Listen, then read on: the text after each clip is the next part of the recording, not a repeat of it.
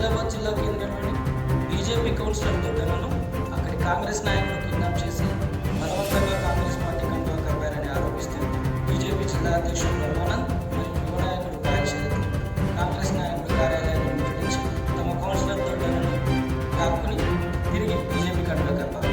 ఆ కార్యకర్తలు చూపిస్తే సహించేదని హెచ్చరిస్తూ దమ్ముంటే ప్రజాక్షేత్రంలో గెలవాలని కాంగ్రెస్ నాయకులకు సవాల్ విసిరారు. ఇదిలా ఉండగా వీరిపై ఆదిలాబాద్ పోలీసులు కేసు నమోదు చేసి జైలుకు తరలించారు. ఎట్టకేలకు బెయిల్పై మంగళవారం విడుదలయ్యారు.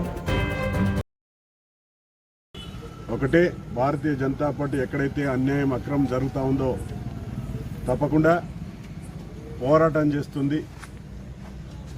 ఎక్కడైతే అన్యాయంగా భారతీయ జనతా పార్టీ నాయకులకు కావచ్చు, కార్యకర్తలు కావచ్చు, ఇప్పుడు కౌన్సిలర్స్ని కూడా ఈరోజు తీసుకెళ్ళినటువంటి సందర్భంలో నిజంగా ఎవరైతే తీసుకెళ్లారో వాళ్ళపైన కిడ్నాప్ కేసు కట్టాలి, కానీ తిరిగి మా నాయకులపైన పెట్టడం చాలా దారుణం. దీన్ని పూర్తిగా భారతీయ జనతా పార్టీ పరంగా మేము ఖండిస్తా ఉన్నాం. భారత్ మాతా కి జై!